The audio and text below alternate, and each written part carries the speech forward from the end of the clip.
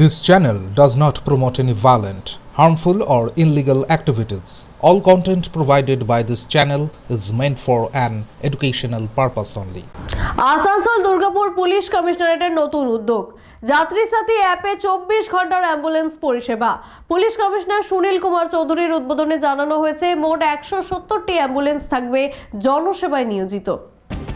Asansol Durgapur police কমিশনারেটের উদ্যোগে যাত্রী সাথী অ্যাপের মাধ্যমে শুরু হলো অ্যাম্বুলেন্স পরিষেবা। বৃহস্পতিবার নতুন পুলিশ কমিশনার অফিস থেকে এই পরিষেবার উদ্বোধন করেন পুলিশ কমিশনার সুনীল কুমার চৌধুরী। তিনি জানান, এই প্রকল্পের আওতায় 170টি অ্যাম্বুলেন্স 24 ঘন্টা জনসাধারণের পরিষেবায় থাকবে। এই অ্যাপটার মাধ্যমে আজ থেকে আমাদের পশ্চিমবঙ্গ রাজ্যে প্রথম আমাদের এডিপিসি এরিয়াতে বা আমাদের পশ্চিম বর্ধমান জেলায় আমরা অ্যাম্বুলেন্স সার্ভিসটাকে যুক্ত করছি, ইন্টিগ্রেট করছি এই যাত্রী সাথী অ্যাপে সাধারণ মানুষের জন্য।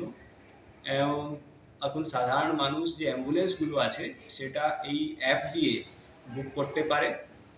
তো অনেকবার আমরা কমপ্লেন পাই অ্যাম্বুলেন্স পাওয়া যাচ্ছে না বা ইমার্জেন্সিতে অনেক বেশি ভাড়া নিচ্ছে।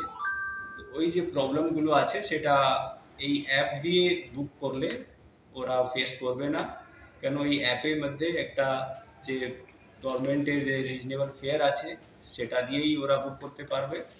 এবং সিমিলারলি একবার বুক হলে ওটাকে কেউ ডিনাই করতে পারবে না। যে ড্রাইভার যদি একবার বুক করে দেয়, যেহেতু এটা ইমার্জেন্সি সার্ভিস, তারপরে ড্রাইভার যে আছে রাইডটাকে ডিনাই করতে পারবে না। হ্যাঁ, বুকিং করলাম।